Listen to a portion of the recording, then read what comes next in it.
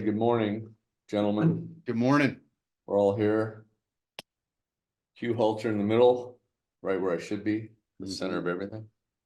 We're here with the great, That's not a good the look. wonderful That's not a good David look. Fitch, better known as Fitch, who Also known as Dr. Fitch. Dr. Fitch, who is I don't know, all those words, emeritus, blah, blah, blah. Professor Not of emeritus. theology. Professor of theology at Northern All those Seminary. words.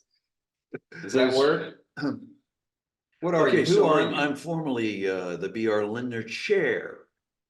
I want a Endowed Chair of Evangelical Endowed Theology, chair. Northern Seminary, by the way. You are Oh, and by the endowed. way, can you see this on the screen?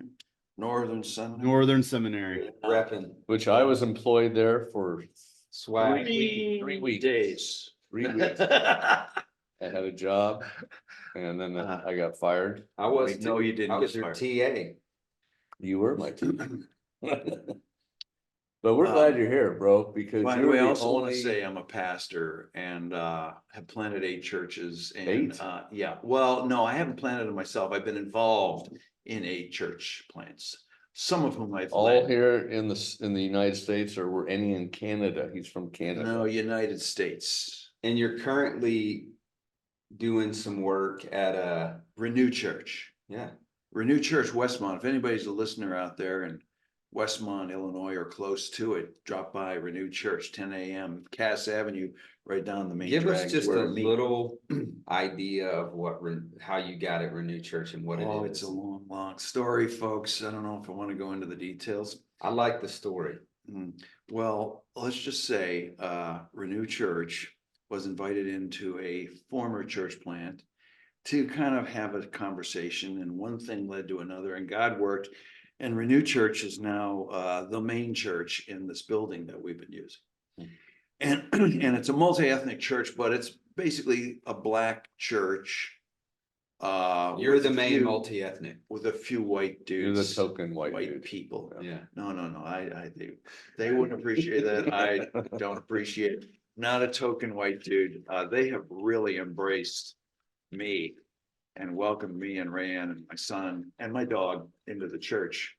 And it's been a glorious experience. So we're trying to figure out how to engage and be present in the neighborhood of Westmont, Illinois, in a multi-ethnic way. And it's fabulous.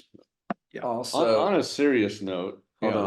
let's go ahead and give Reckoning with Power. this is your Newest. Just came out. This what? came out last week. author of Faithful Presence. Tell us about Reckoning with Power. Reckoning with power, you know, a big issue in church today is abusive pastors, abusive leadership, hierarchies. We've been talking about this last night. How do you make space for the presence of the living power of Jesus, the resurrected Lord, when you're so hung up on power when you're just controlling everything? This is about reckoning with power in churches, government, justice in the neighborhood. How to would release I power. know if you weren't sure you actually were getting hung up with power? How would you help a young dude or woman? Well, go hold like, on. "Hey, So here." here's a pitch. We have it slotted for probably within the next few weeks to do another podcast on power dynamics. Why don't you join in with There we go. us on that one? You can stay up there in Chicago. Yeah, you can stay there, or we can come to you. I'd be glad to. Yeah. I'd be glad to. Joel's gonna That'd be jump in great. on that one with us. We might even have one of the old timers from Celebration, from the little Benedictine community in Aliquippa. jump in. That'd be good. So that could be a fun Ooh. combo. Oh, yeah, this will be fantastic. Because Oh, yeah. one of the things we talked about last night is how this kind of the tricky spirit of once the abuse of power just becomes so widespread, what also happens is the inverse of then everyone says everyone is abusive and everybody is toxic.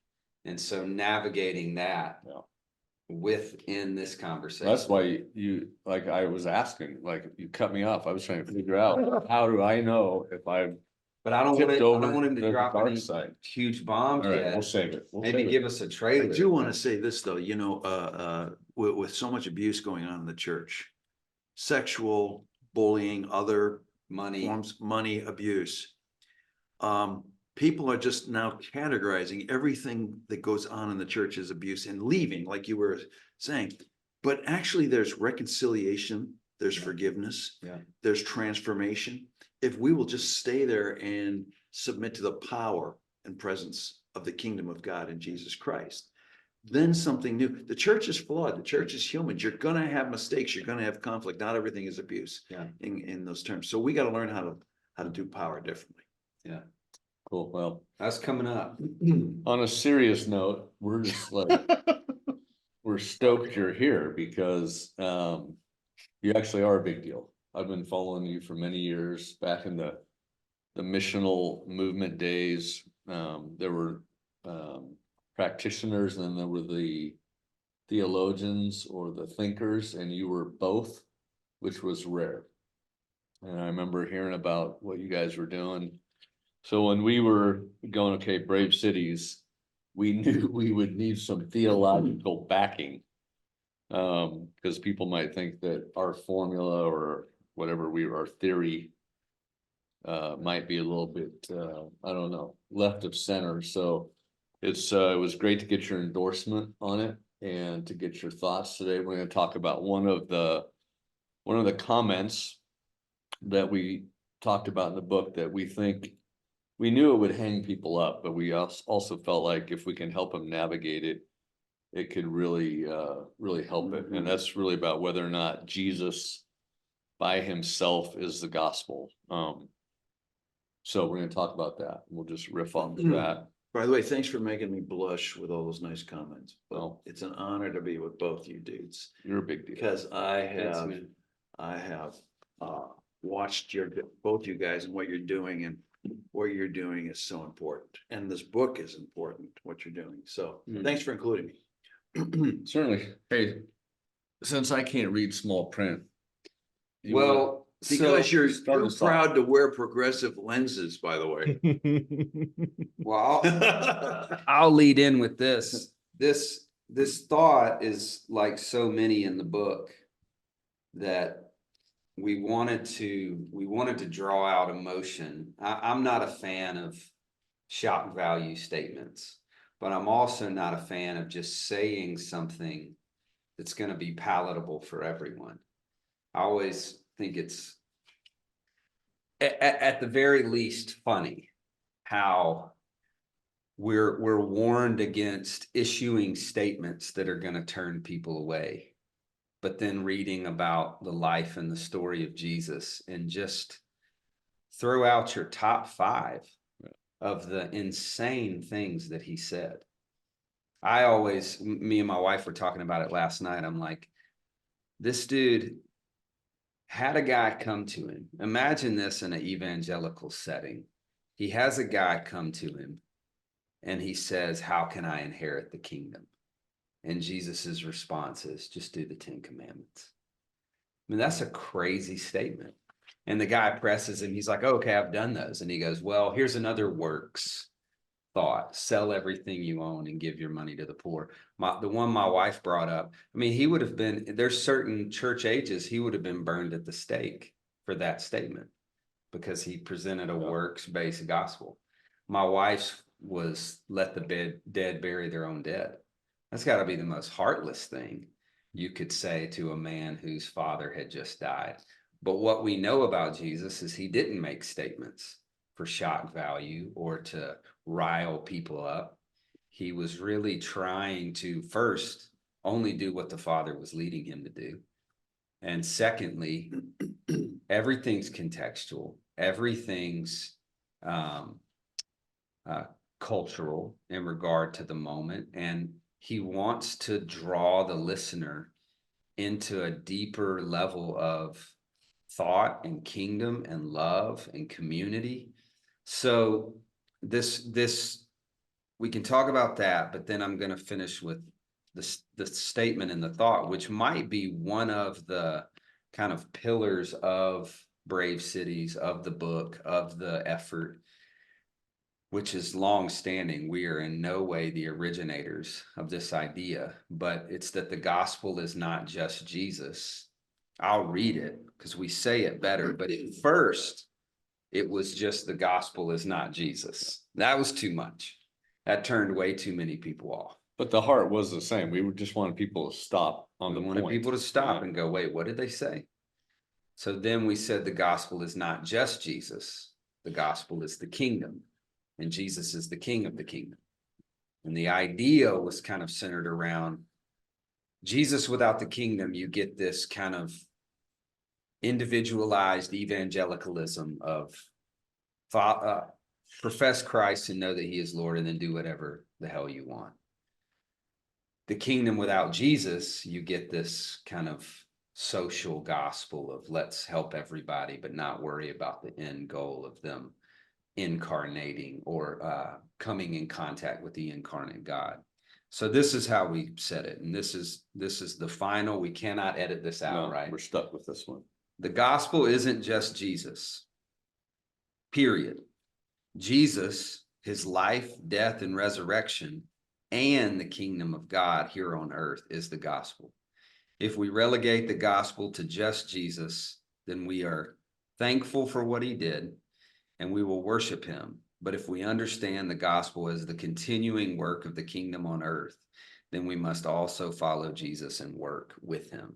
Mhm. So that's what we wanted to talk about with you today. Yeah. So fire away. Well, you know, I Should we think, be burned at the stake on this one? you know, the gospel is not your original statement. The controversial one was the gospel is not Jesus. Okay, so I can understand why people might get a little prickly on that. Yeah. Um, A little too far. well, I think I know what you're saying. But a lot of people might not know what you're saying. And so I think what you're saying, what you were saying, is the gospel is not just a personal relationship with Jesus, where Jesus comes and helps you live your best life now, Yeah. whether you're an investment banker or whether you're a coffee shop owner. Or what's the phrase? God loves you and One- has a wonderful plan for your life. Right. So believe in him and you'll be Completely good. destroyed my life. Utterly. God destroyed. destroyed your life in a good way. Yes. Yes. Yeah. Okay, but you know, with the Billy Graham kind of salvation, which is I'm forgiven, I'm pardoned. I am now have a personal relationship with God through Jesus. I'm going to heaven when I die. That's kind of the salvation, the gospel that you're kind of saying is not enough. Have I got that right? Yeah. Yes, and clearly it's not enough because every Christian that we know of in this world in America would say they buy that. But the general consensus of our movement is that it's terrible and I don't ever want to be a part of it. So you Well- have to go like the Jesus only gospel. It's actually a terrible representation of what I think Jesus wants people to even experience. Well, what does gospel mean? Professor, essentially good news? Well, yeah, it means the good news, you know, so we all been writing about this for 10, 15 years, and it's still, I get misrepresented or misunderstood on this issue No way. all the time. Because people think I'm trying to undercut or deny that Billy Graham gospel that we just summarized. Right. I don't think we should deny it. I think it needs some help, some revision. I'm talking about just the actual Some robust way we think about the substitutionary view of the atonement. You know what I'm talking about? You all know. You all out there know what I'm talking about.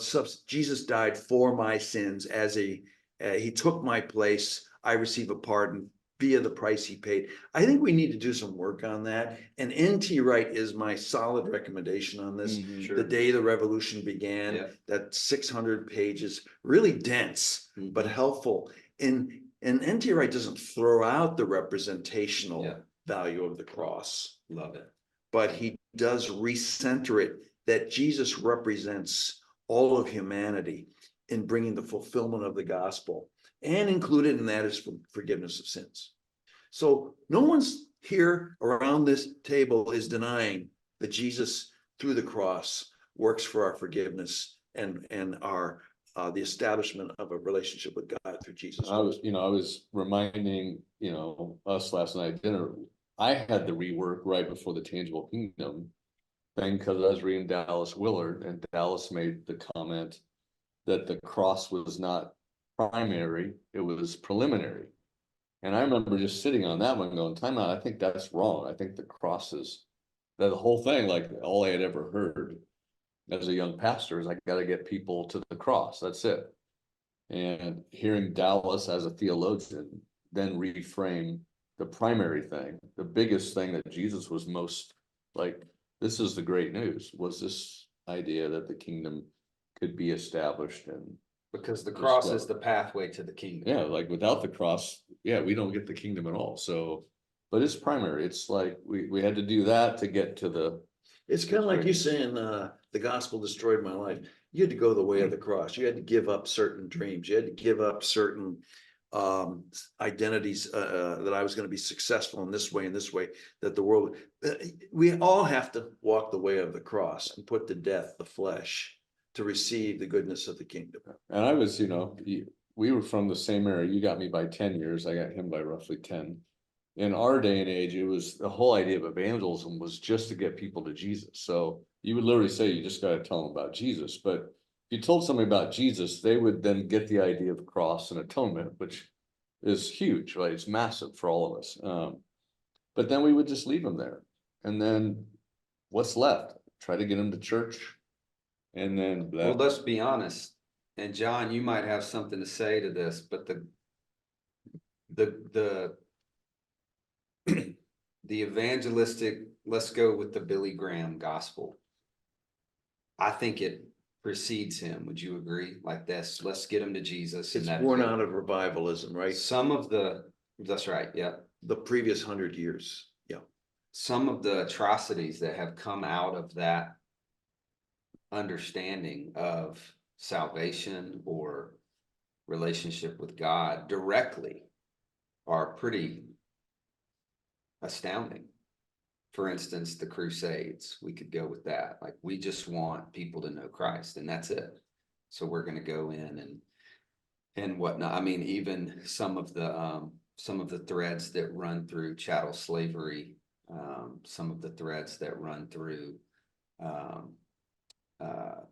power dynamics. So Yeah. y'all kind of see what I'm saying here. Does anybody want to muse on this? Well, okay, so James Cone talks about this in The Lynching Tree. Yeah. He also talks about it in a few other places. The gospel, what's the name of the book? The Cross and the Cross and the Lynching Tree. And he says, I mean, he doesn't say it this way, but I'm paraphrasing, that what white evangelicalism did was it made it possible for you to get saved without it affecting anything around you. So you are basically extracted out of the world through being saved and having this personal, isolated relationship with Jesus. Meanwhile, the whole world is so unjust. And so we can ignore slavery because we're saved. And actually, we can invite Black slaves under our oppression into the same, and nothing changes. And so Cone really felt that was the great sin of evangelical Christianity. Yeah. Crossing the lynching tree. Well, I feel like that can be directly tied to this idea of a personal relationship with Jesus is all we need. Everything else is eternal. This earth, nothing matters here. If we can beat Babylon out of them and they can be saved, then we've actually done a service. Sorry. One of the things that now I'm familiar more with James Cone through the Black Theology of Liberation, earlier work, but love Cone and his work. But like from what I've seen, he drew really heavily on, and I really appreciate this one because he drew heavily on people that were really meaningful to me theologically, were like existentialist theologians. And apart from even just like theological work, just taking existentialism as like a philosophical school, like historically, it kind of emerged as a critique to this, like, to idealism, right? That there is like this, I always think of like, there is a predefined good life or good bunny, like a bunny should live up to this is what is the ideal of a bunny's life or your life or this thing or ideal table or whatever, as opposed to like the existentialists saying like we make meaning, we there is no predefined kind of thing, we have to like build and work in that. And a lot of theologians like Paul Tillich would pick this up and say like, we actually have to like, it takes courage to like stand up and act in faith, that we have to build and in real life, like in actual, and Tillich wrote this book called The Relevance and Irrelevance of the Christian Message, which he talked about like every theological statement is irrelevant if it is not spoken in direct response to the cries that emerge from the existential condition of suffering people.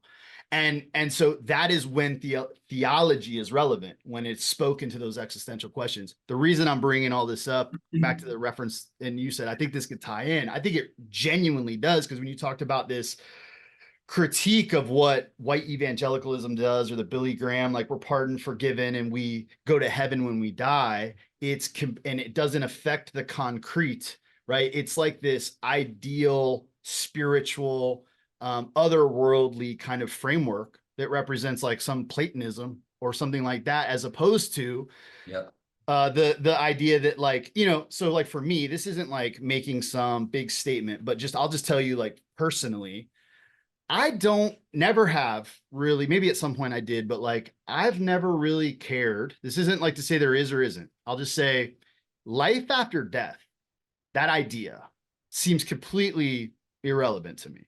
Like it just seems completely irrelevant, because the question existentially is there life before death? Is there something worth living for? Is there meaning? Is there something to engage in? Can kingdom be present? Right? Like that, to bring it to like the conversation we're having. And like at some level, I think it's weird. Like we are terrified of dying. We're held in slavery to a fear of death. And so much of like the misbehavior, the sin, the things that we do wrong in the world is like effort to survive. I actually think that ties in with like power as well. Like power is the unwillingness to like lay down our lives, which is the thing I think that Jesus really models, is this like different transcendent relationship to death itself. Anyway, all this to kind of, I don't know if this like stirs any thoughts for you guys, but I actually think it moves us to like, to go, man, we've got to talk about here and now, and like what's actually happening in our communities, in our neighborhood, or among the oppressed, or the slaves, or the outcasts, or the marginalized, which I hear is like fundamental to the way of Jesus, or even the identification he made, like in Matthew 25, like this is where you'll find me. Yeah. And that to me stands out as like an existentialist proposition. Can I? Yeah, go. I was hoping to like. I was trying to figure out how you pulled existentialism and bunnies into the same. There's a video Amazing. that says like it uses a bunny, and I couldn't shake it, so I had to say it as like You said like, that to live a good bunny life.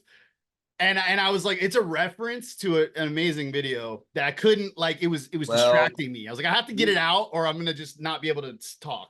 You've used the bunny reference before, so I Assumed it came affirm from that it's somewhere, it's a staple in your mind. Well, and it's a picture of a bunny with a pancake on its head. You said it's fundamental.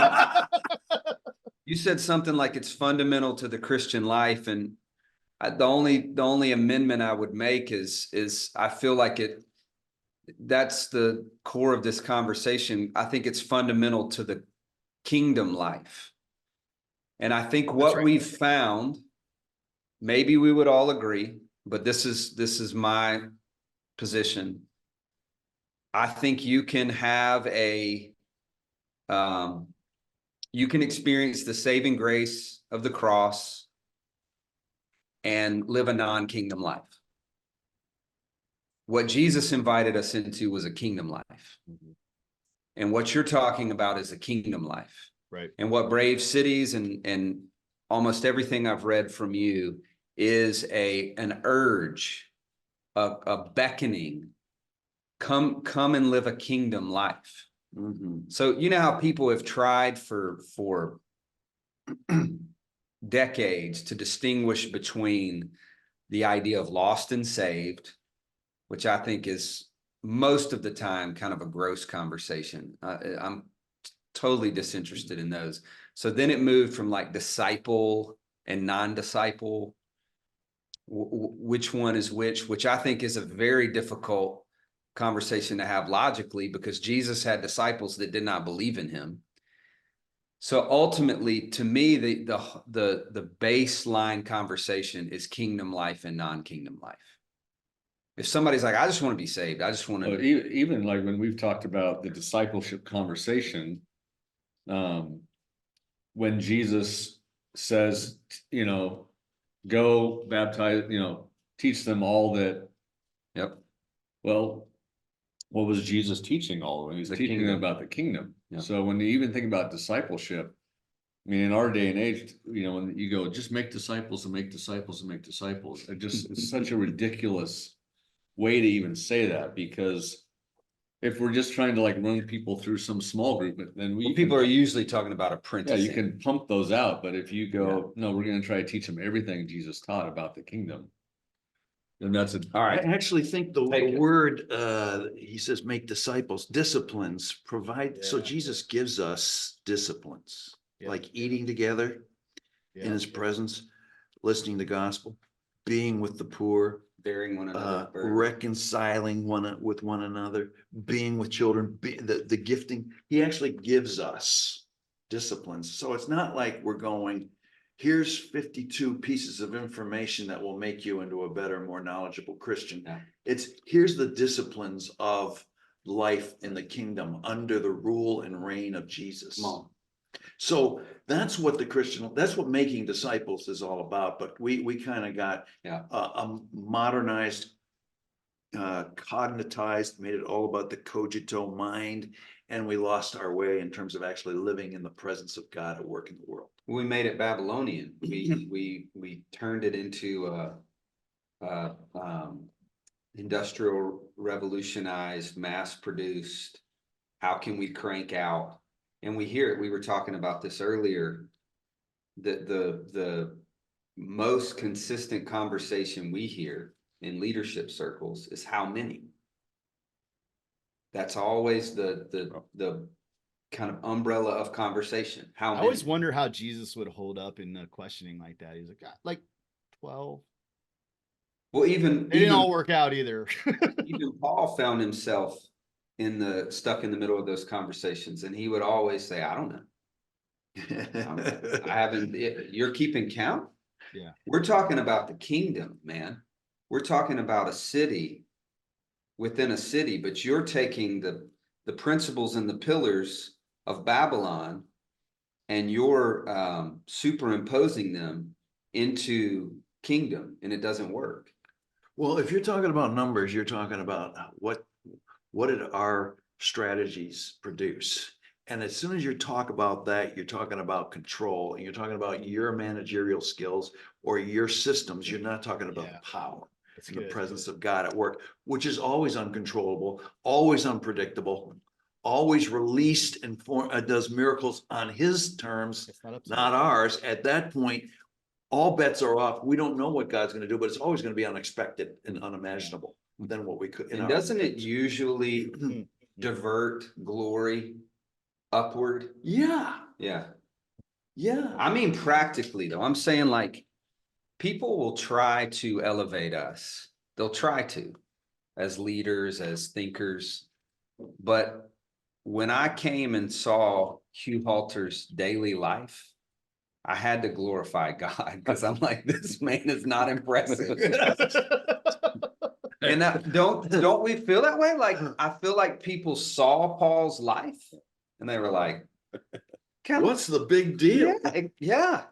And yet we, as a group, we have such a obsession, almost like an eroticism, with finding the Sauls of the world and putting them in a position of glory. And the only reason I'm bringing that up is not to get on some soapbox, but to say this is These are the distinct differences between kingdom and non-kingdom. That's why we're saying it's not just good news to say, believe in Jesus and be saved. That's a reduction of good news. Unless be saved means you are entering into the kingdom Yeah. of God and participating Enjoy in your what he's new doing. life. Yeah. Enjoy your new life. And then I'm all for being saved. So let's get back to the gospel while we got this moment here. Yeah. N.T. Wright says something like this: the gospel is, the good news is, God has fulfilled his promises to the nation of Israel to make the world right, or to, he says, put the world at rights or something like that. And then always at the end there is an invitation. Are you interested? Will you come into this kingdom? Make Jesus your Lord. And by the way, out of this lordship, you shall be Well, you saved. were quit walking, come on back and let's give this a go. Yeah. So it's a gospel that is the whole story. So when we call the first four books of the New Testament Gospels, we're saying the gospel is the whole life, death, resurrection, ascension. Dang it, we missed that. Ascension. Didn't put Because that- Jesus is now ascended to the right hand. He's ruling over the whole world. Yeah, That's reign, good. his reign. Yeah, He's ruling. He's reigning. we put that. So 1 Corinthians 15, this is what Scott McKnight says in his highly acclaimed book, King Jesus Gospel. He says, this is the clearest expression of the gospel, 1 Corinthians 15. So the first three verses, Paul says, this is the good news. This is the gospel that Jesus came, he died, he lived, he died, he resurrected, he ascended. But then there's all this like description of the story, and it ends up kind of in a crescendo at verse 25, and he shall reign until all evil has been made subject. Until so we're in the process. The kingdom has begun. He's reigning over the whole world, and yet there are all these places in the world where evil still Death has been reigns. destroyed. Yes, and then finally death shall be destroyed. We're in the middle of that story. The gospel is this: the good news that God has fulfilled his promise to make the world right. Right. We're being invited into that kingdom that is in process to make the whole world right, that shall be culminated in his return. Now, This little chunk he just said is gonna save us. We'll just go to that. so that's what you podcast. mean when you say the gospel is not Jesus. Thank is that you. right? Yeah, that was. 1 Corinthians 15. Anytime you're speaking on this, someone gives you some crap, pull out 1 Corinthians 15. Awesome. Lay it on. That's Well, gonna Is help there an a lot. amen, John, to that? Is there an amen? Word. Were you even listening, John? I was actually. Or were you trying on your phone? He's No, right. I'm writing notes, but I'm trying to pull Oh. that. I'm trying to pull that up. By the way, on another podcast, I want to talk about Tillich Cone, Oh, dude. existentialism, how Tillich left Tillich. I mean, Cone left Tillich Okay. behind in his later work. Okay. Why? It was too individual. Modern existentialism in Tillich was too individualistic, not kingdom. Not communitarian. Not kingdom. We don't like the word communitarian for other reasons, but that's for another podcast. But yeah, you got to be careful with your words around this guy. Is that right? He's thought this through more than we have. I think that's a big part of the kingdom story. Like with the reduced Jesus gospel. And every time I say it, I feel like I have to say, you have to explain. People are listening. yeah, They're gonna Jesus stumble. he's the king. He's the one we adore, and he's the one that brings it all together. But with the kind of what we're talking about, if you're listening to all the content, you individualize the kingdom within just a person. And we would say that no, the testimony of Jesus and the glory of his story is through a community. And I think that's tied to the apostolic too. But the testimony is not of a person that loves God and obeys him. The testimony is of a people, and it has Yes. been since the beginning. Yes. God, and even, we we don't need to get into this, but this really explains a lot to me, a lot of where the tension comes with ideas like Romans 9. Again, I know we don't have to get into it, but vessels for glory, vessels for destruction. This is about a people. He Yes. called a people. He was never talking about individuals in these theological ideas. So I'd love for you to talk about that, but I want to say, like, every time we talk about brave cities, we are like desperately talking about the testimony of a people on earth establishing an ecosystem where it is under the reign of Jesus, where we don't believe that Babylon is under the reign of Jesus in the sense of that he's given authority to the principalities and powers. It's still under the reign. He has power over it all, but because he is given authority. So the dream of the kingdom here on earth now is that even within a small people, it can be present. We always say little things like, the hungry will never be hungry at our tables. So if someone says, in the kingdom, everyone has a place at the table, we would say, we agree. Or we'd say in Alton, we can't fix all the hunger issues in Alton. But if people come into our brave city, they're not gonna be hungry. We can't save all the fatherless in Alton, but no child will not have a father in our brave city. That's kind of where the thread is going. Yeah. Which I loved in Faithful Presence. You weren't talking about one guy named Joe in the neighborhood being faithful. You were talking about God's people being Yeah. faithful. Yeah, there, witness in Luke 10, Jesus says, go out 2 by 2. And so an influential theologian in my life, Stanley Hauerwas, would say, we cannot witness to the gospel as individuals. We go by 2 because people can't just hear cognitively what the gospel is. They got to see it. And to see it, they got to see it and how it changes the very ecosystem between 2 people or 3 people or a church. And that's the power of, in Faithful Presence, I talk about God is present through Jesus everywhere. Tozer would call that. Do you guys read Tozer? Mm-hmm. Back in the day, bro. Don't Don't back ask in me the what day. I've read You- lately. You need Please. to read Tozer. Please, just ask John who's reading. You're gonna need. But Tozer had this idea that God is present everywhere. And the Great Commission, Jesus says, I have been given authority over all heaven and earth. And so that's omnipresence. But he says, lo, I go with you.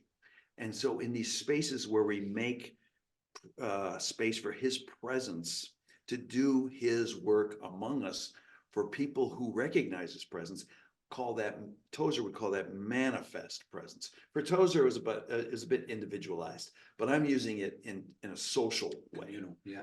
Manifest presence. So God is present everywhere, but where he becomes visible, visceral, changing is in a social body. And that's why we need social ecosystems.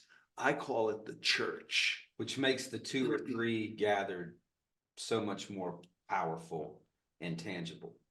Tangible. Do you hear? Great word. Great word. He says, whenever 2 or 3 gather in my name and agree on any one thing after a reconciliation process, there am I in the midst. He's not saying I'm there kind of. I love that he threw in after a reconciliation process. Y'all better be together. Okay, he's not saying I'm present like I am in that tree over there. He's saying I become visibly, viscerally, manifest presence. People will be healed. Their relationships will be healed. Their marriages will be healed. Their families will be healed. Their economics will change. Yeah. Kingdom will break forth viscerally, really. And this is why what you're doing in this book is so important. But it starts with your salvation statement. Now, can we go back to gospel for a second? Yeah.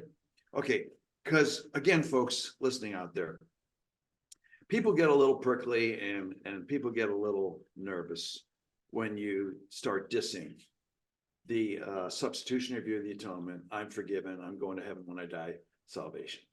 What I want to say is there's entry points, Sure, yeah.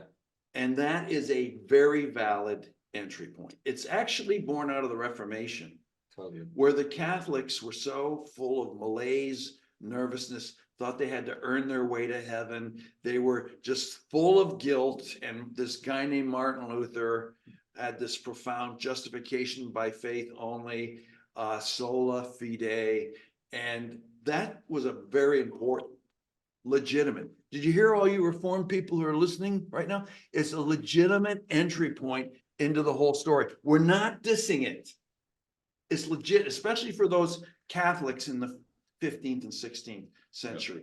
But today, are there a lot of guilt-ridden people walking around saying, I don't know if I'm gonna make it to heaven? Hell no. That entry point is probably not the best one that we need. There's other entry points is what you're There's saying. multiple Right, entry points. right. In my own denomination, physical healing, whole gospel, that the gospels for the whole body became a big deal. Social gospel, that's an entry point. We see the demise of social systems. God wants to change them. He's calling us to participate. That's an entry point. But if we don't get to Jesus and the kingdom, if we stop it, I'm forgiven and I'm going to heaven when I die, it becomes a shrunken gospel. I call it churches that are built around that. We become preservatory churches. All we want to do is preserve our status in life until we go to heaven when we die. Yeah. And that's not the gospel. Likewise, though, if we become a self-fulfillment gospel, God will fulfill you. God loves you. Well, that's the Gates conversation. So we'll have this one soon too. But just a quick summary. Jesus is with Peter. He asked him, "Who do you say I am?" He says, "The Christ, son of the living God." He says, "God told you this, not man. And on this rock I will build my church, and the gates of hell shall not," our translation is "shall not prevail against you." We think it's better translated, "shall not withstand you." And the word "against" is added. You probably know this, but the only reason I bring that up is that preservatory idea is really, it feels like the church as we know it has become the gates of heaven. And they're just trying to keep the gates of hell out. And they're taking that translation literal. We just can't let the gates of hell prevail against us. Yeah. But the reality is we're the offense. We go against the gates of hell. They cannot withstand us. How do you say it, John? You usually jump in right here when I'm talking about this, about setting tables where evil is. Anyway, so this. We go to hell. Yeah, we go. I think we're called to go to hell. Yeah. Yes. That's Whereas, Who has the gates? Hell has the gates. Hell has So the they have gates. the Like, we're supposed to defensive, storm them. they put up the defenses against something. And therefore Jesus goes, you guys now get to bind and loosen things. So it's actually giving us like this real picture, like we're active, like we're going at these guys. yeah. As opposed to building our heavenly gates in hopes that we can keep hell out. These are all the dogmas that we were talking about last night that have come from this idea of believe in Jesus and then build a gate around your life to keep any form of hell out, where the kingdom says, no, we're storming the gates and they can't withstand us. Yeah. This is going to go in a different direction, but I think a lot of quote evangelical white Christians aligned with certain political factions in the United States think that they can use the government, a guy named Donald Trump, to not only protect them, but coerce the world coerce the United States into being a cultural Christendom with values that they hold dear, which they believe are Christian. And recent statistics are that the majority of those white evangelicals aren't part of a church. That now it's become a political. Wow. Evangelicalism is a political party, not a church tradition. Yeah. And what I want to say is, what your book and what your approach is, we're not taking over the world through government or through coercive power. Yeah. We're actually allowing Jesus to infest. This is why I like, we're allowing the reign of Jesus and the power and presence of it, the resurrected Lord through the Holy Spirit, to work among a people, to infect a whole neighborhood, a whole town, a whole village, a whole city. We're not going to do it through government. The government is screwed up, folks. We need the government to do preservatory things Right. like build roads, have traffic lights, have safety net programs for all the poor and the hurting, protect voting, except, but those things are not going to save the world. The Yeah, we would church- even say we can't, we fundamentally can't do it through the government. Because the government is by its design in partnership with Babylon, with empire. Yeah, Say it that way. with power over worldly power is what I do say in that book. Yeah. Yeah. By the way, these are great. So yeah, we'd These- like to take a moment and have a commercial break. These have like bourbon in them? Dr. Fitch has given us a lot to think about today. Also, introduce us to Fisherman's Friends.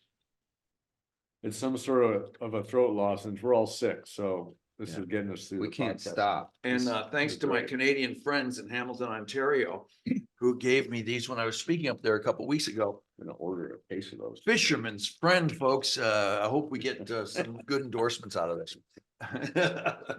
Okay, can we move it more in my direction? Yes. Less smart, less intellectual, less Tillich and. Let's go. And like cause you mostly, I mean, you're a church planter, your heart's church planters, when you go up to Northern Seminary.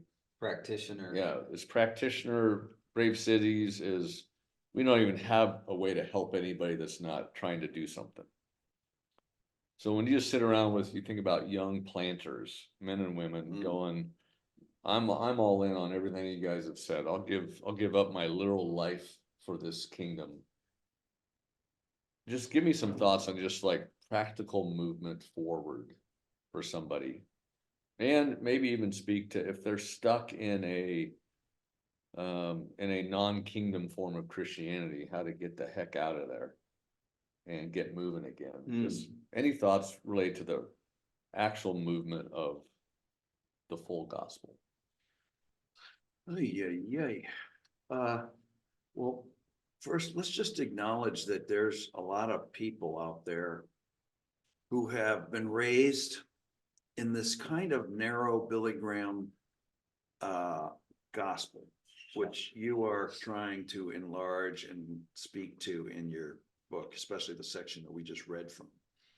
And they don't think they give up on Jesus, or they give up on the church. They just walk away, and they do another form of individualism or get involved in government social activism, which is fine, but it ain't the full Sure. glory of Jesus and his reign and his kingdom. And there's no imagination for that, because we're kind of in this in-between time. The Billy Graham gospel really flourished in the 40s and 50s and 60s in North America during Crusades. This is before you were born.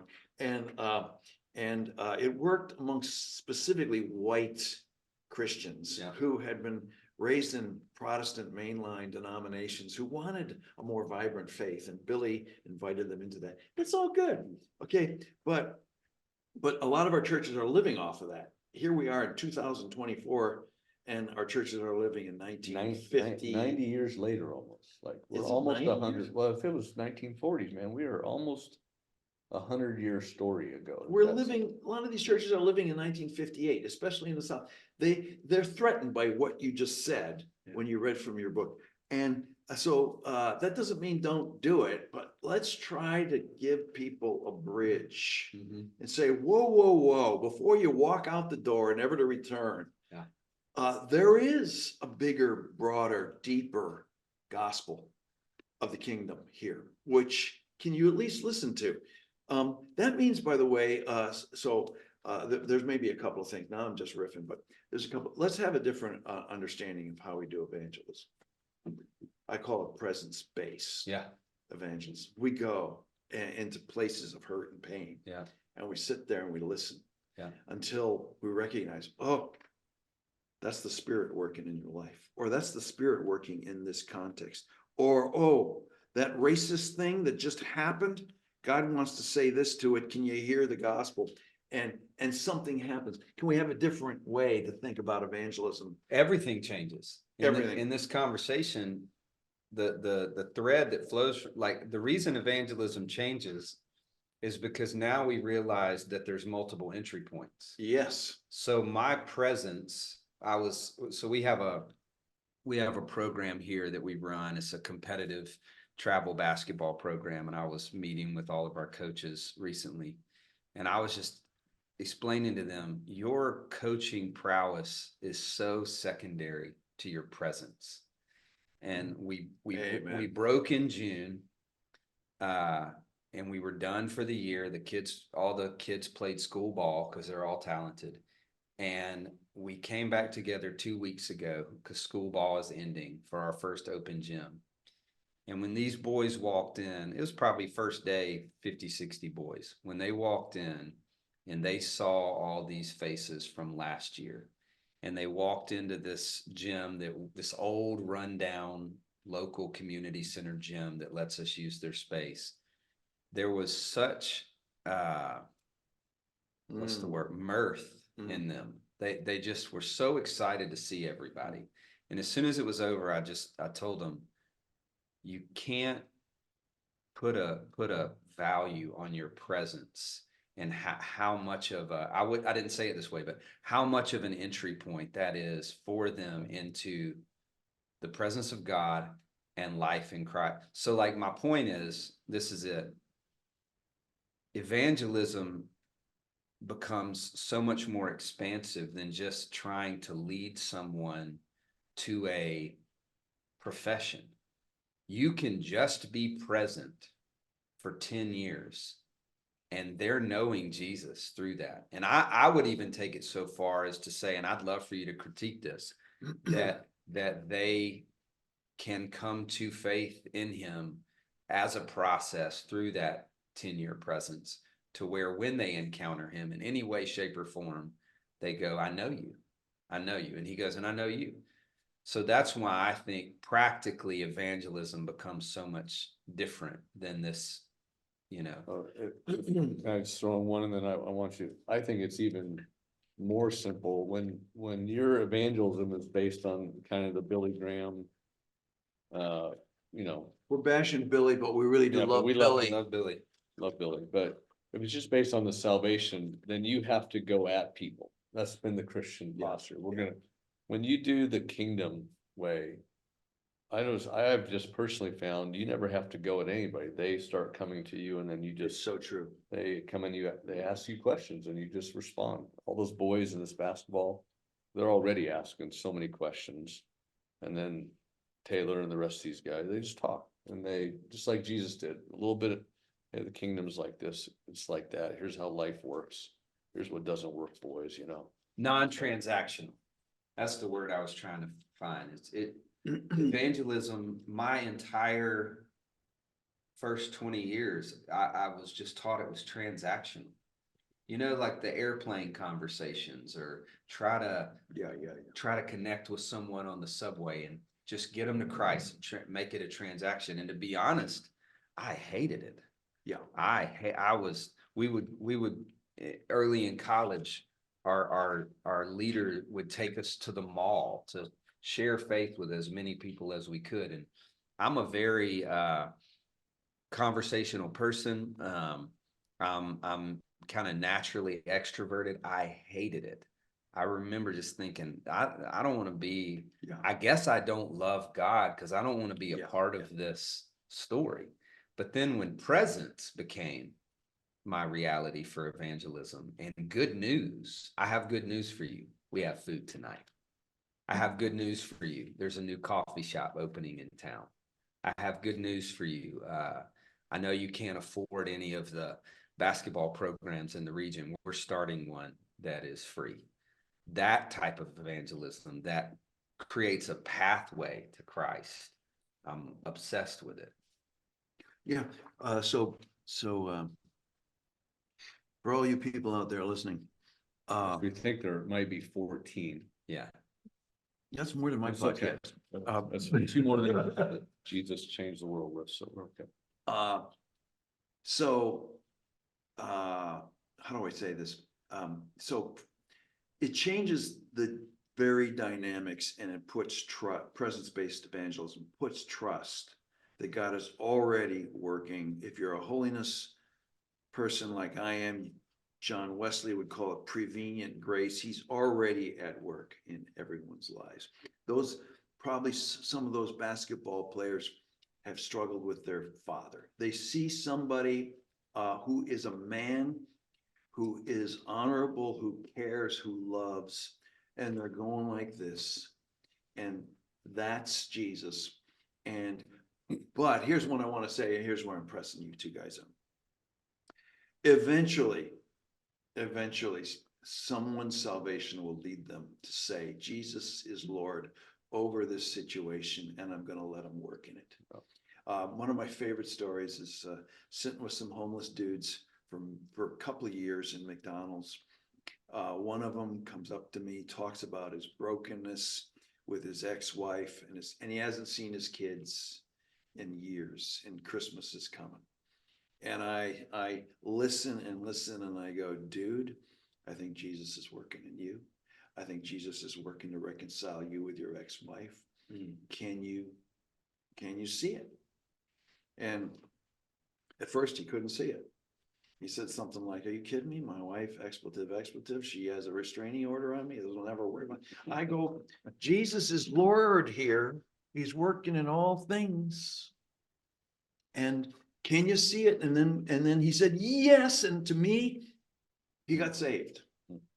He said, I'm going to let Jesus as Lord work in my brokenness. Love it. And he wrote a letter, and 1 year later, he was with his kids again at Christmas. Anyways, all this to say, all these roads lead to Jesus. You people who think these guys are giving up on Jesus or pushing them off to the side, no, pushing them right at the center, at the core of his lordship and his kingship over our lives. And we're inviting people in, we're inviting systems in. That racist town hall ordinance guy who's trying to do this and this in town, he's inviting him into the kingdom. Make Jesus Lord of your life. Give up your prejudice and your antagonism towards people who don't look like you, and let them work in this. And Jesus begins to change the whole thing. It's all about Jesus. So I would say, like, now I'm 57. I've seen a lot of people profess their faith in Jesus. I think the actual supernatural miracle, like where I'll tell Taylor, you can't believe this. It's when you see somebody go from a personal salvation to where they actually go, I'm going to adjust my whole life to the call of the kingdom. That to me it's more of a supernatural. I mean, it's like you have to pick. You either live for comfort and ease, or you live for sacrifice and service. There's no kind of in between. So when somebody goes, okay, I'm not going to do the comfort and ease thing anymore, I'll now actually give my life for this thing, I just go, that's, to me, that's the moment of supernatural power. And just a practical, several people throughout my life are popping in my head as you're saying that. And I would tell them, because they would say to me, well, what do I do then? And I think that's all you do. I think you understand the fatherly nature of God, and you just say, I want that. We all have, living for comfort and ease is obviously relative to all of our contexts and situations. So if you're listening to this and you're like, well, I've obviously built my life around security, comfort, and ease, and I want to change, but what would that look like? For me, anyone that asks me that question, my response would be, just tell your father that you want that, and he knows the steps to that. I remember when we've talked about basketball quite a bit, but I remember when my son said, I really want to play basketball at a high level. My statement was, well, let's just go work on the Mikan drill. Let's just shoot a right-handed layup and a left-handed layup. Let's just go out to the goal and do this little George Mikan drill that is any. Dude, did he play for DePaul? I don't know. He played for George- the Lakers. I don't know. George, Mike, and DePaul, Chicago, ladies and gentlemen. Go ahead. Sorry to interrupt. Look No, it up, Degner. but just it would, any high level basketball player would sort of laugh at that drill. It's so minimal in your development as a competitive player. But I think people are so afraid of surrendering to God that he's going to quote unquote ruin their life. When we say that, we joke that we had all these dreams of glory and fame and riches when we were young. He ruined that. And he brought us into, or what did you say? He destroyed my life. He brought us into a story of wonder, right? Yeah. Could have Of never, adventure. yeah, and I would never trade like any of it. It's like a marvel. But it's certainly not, it doesn't fit with comfort and ease. Like you. So I would even go, I would say. Besides, like, I do think if you give Jesus the invitation, go ahead and start Messing with me. messing with me, he will. But I think, what's been so, as an older guy, when I showed up here, I was 50 and letting this cat into my space. That it just keeps pulling things further, and I think we do that with other people. So somehow you got to find some friends and go, let's just go get wrecked together. Even if it's one thing we did in the Brave City book, because we knew numbers would be an issue. We actually said, well, let's give people like a number to shoot for. And we said, we think you could change a lot in your city, whatever city. If you just probably had, 20 to 40 friends that literally would commit their lives together. We actually think that will do more than 4,000 How about church 12? attenders. 20 and 40 is a lot. I know, I just trying to, 12 seemed depressing. I knew people would go, it's not enough. But Well, we're like, thinking you don't need like Jesus three- started with 12. Yeah, but Okay, he had okay. women, he had families, so Okay. all think kids, all things Okay, considered. okay, good. Yeah, you don't need hundreds for sure, We get screwed up when we start talking numbers. Anybody clearly. recognize that? Still never. Okay, here's something for all you people who are just church people. Oh, I shouldn't have said that. Oh, because I'm just a church person. People who have churches, and you're wondering, what do I do? There you go. In Faithful Presence, I talked about 3 circles, and the third circle is being among the hurting, the broken, and making space for God to work. Okay, and I have a friend at one of my church plants or one of the plants that I've been involved in, who created this little pamphlet, Finding Yourself. And it says, here's all the things you do. Like some of you go work out. I don't, you do. Some of us go pass a bar, a broken ecosystem every day on our way back from the train. Some of us hang out at McDonald's and grade papers for 2 hours every morning. Every one of us has a place where there's homeless shelter. The AA, the Alcoholics Anonymous group that meets in this, everyone has a space. Yeah.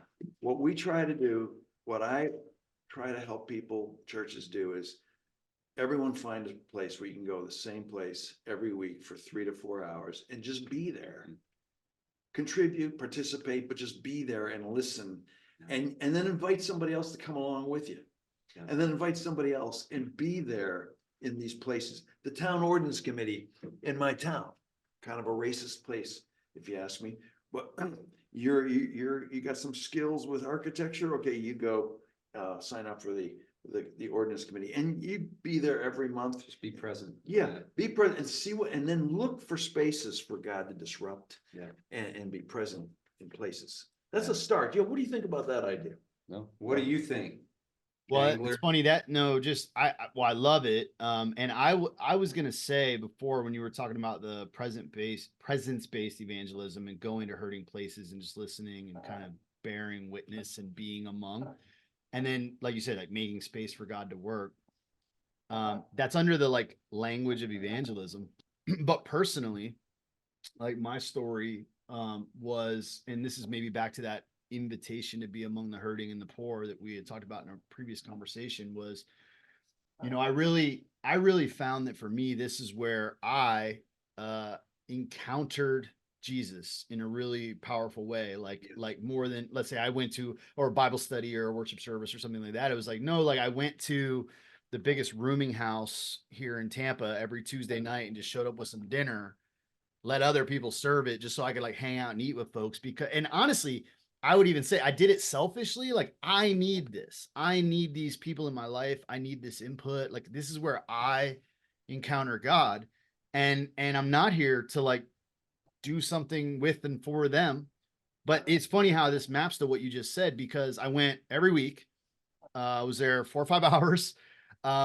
Just hung out. My goal was just to end up like, I'd go from the lobby to like someone's room or out on the back, like something would have turn into a hang by the end of the night with somebody there, just making friends.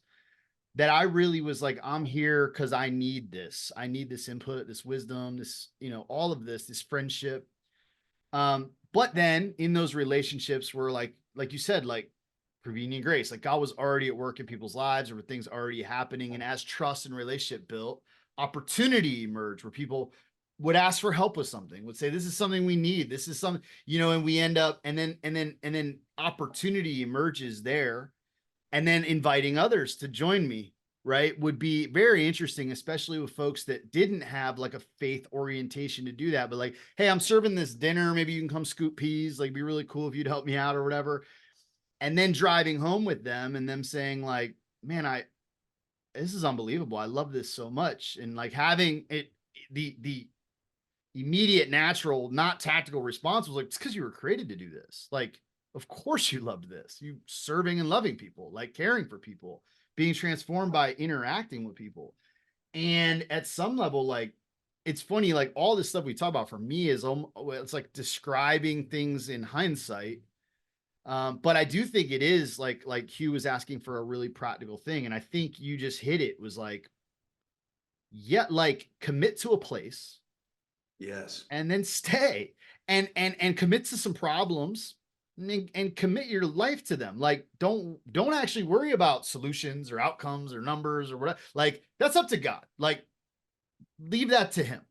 Amen. But for you, just show up, commit, and be among and walk among. And at some level, I actually think it was helpful to have a selfish reason to do it. Cause like, let's be honest, like I need this to be it's reciprocal relationship. Like, That's I right. need we need this, And and then we get it in relationship with one another. Go ahead, man.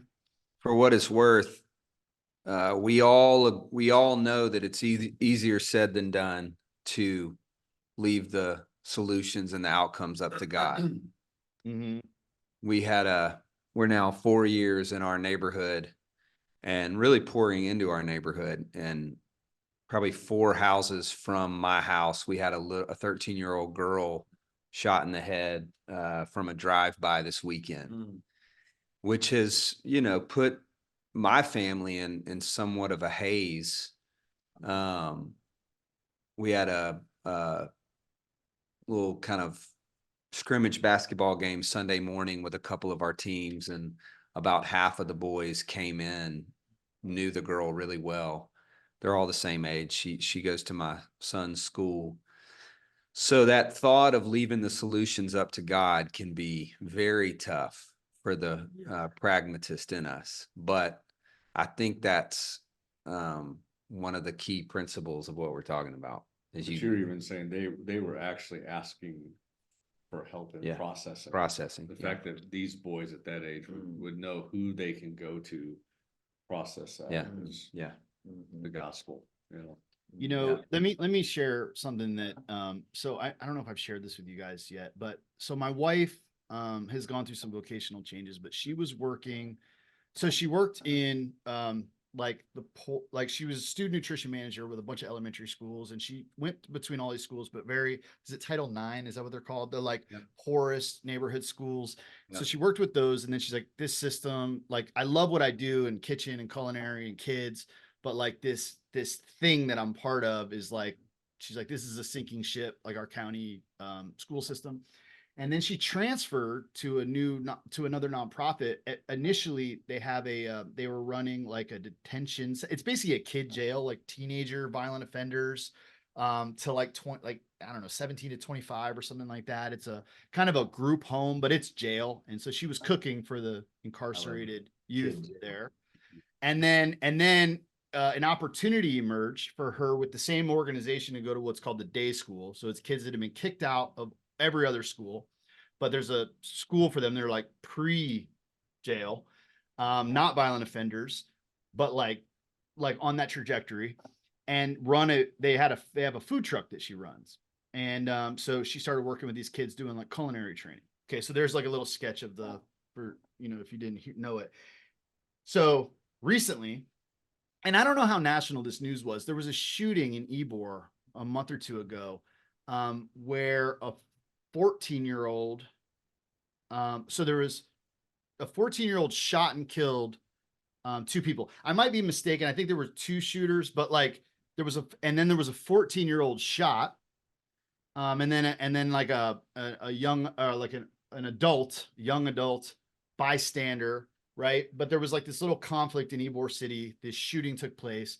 A 14-year-old shooter and a 14-year-old shot and killed.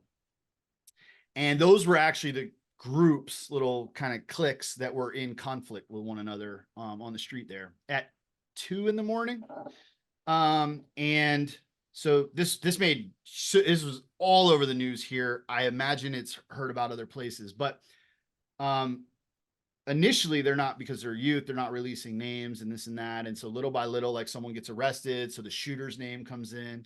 Anyway, all this to say, so Erica, so two people I know, Erica, my wife, and then another guy who we call Coach Ross. He's a football coach in the neighborhood, runs these like football programs. Both of them knew from history, not like I know day to day, but Erica knew both the kid that did the shooting and the kid that was killed.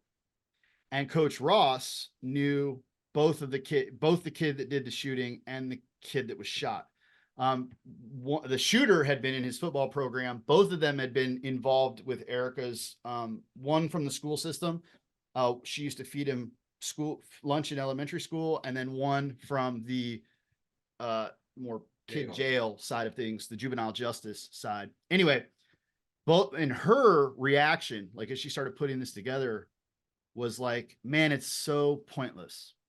Mm-hmm. Like nothing I do matters. Mm-hmm. And it prompted me to immediately. So what it was a very weird thing, like, because it took me a minute to process. I didn't know what to say to her, but I was processing it. And I actually sent a response to Coach Ross, who didn't say that to me, but I could imagine, like, really felt that. Because there is no way to measure how many Coach Ross has prevented. Mm-hmm. There is no way to measure that others knew to come talk to you, right? There is no metric for that.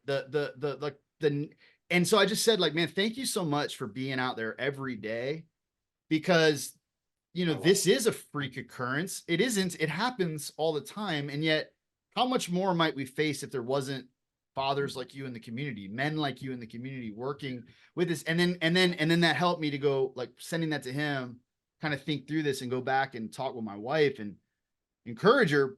But it is this strange encouragement, because it's an encouragement out of absence. It's like, but you actually have no idea the impact of your presence. No, it's really, you can't measure it. You can't write a newsletter with it. Like, and yet you've just been vocationally there's longevity to your faithfulness in this community.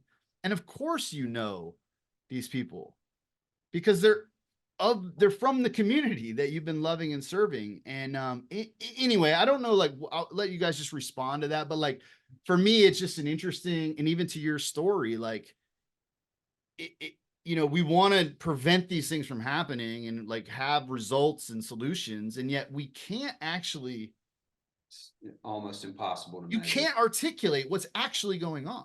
Yeah, that's why I actually think that's the best way to stop.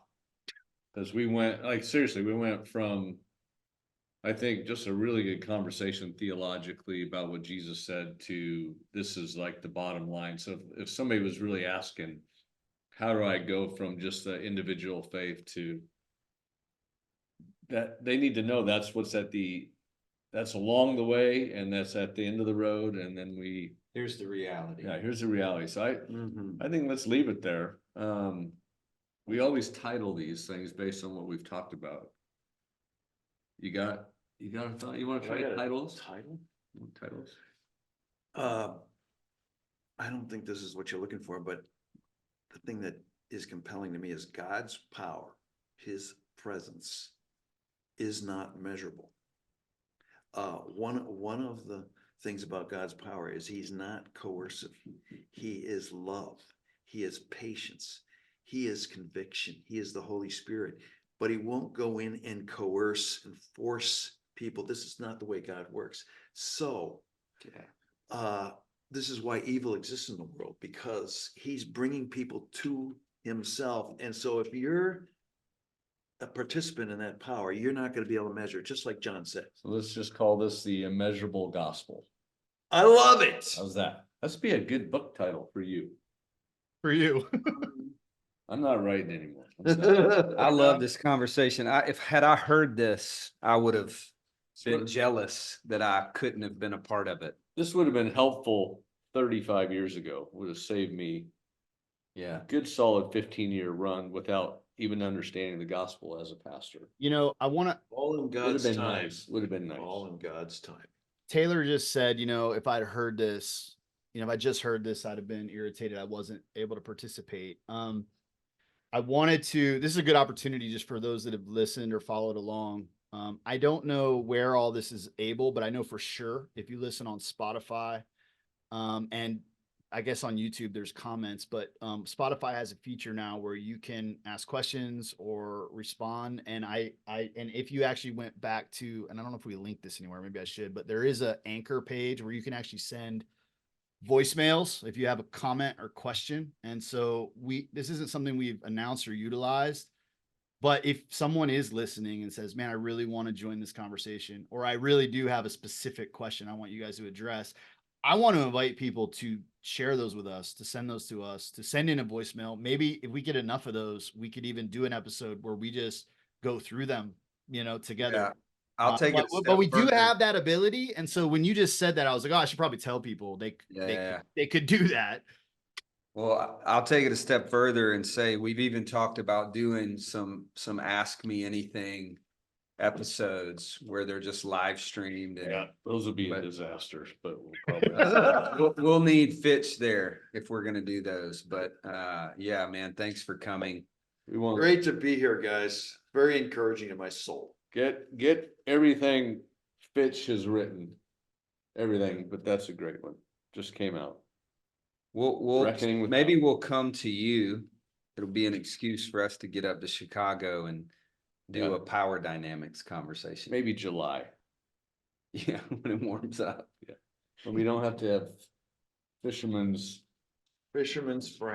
friends to You'll love survive the You're day. hooked on them, aren't you? I am. All right. All right, we love y'all. Thanks, Thank you, everybody. guys.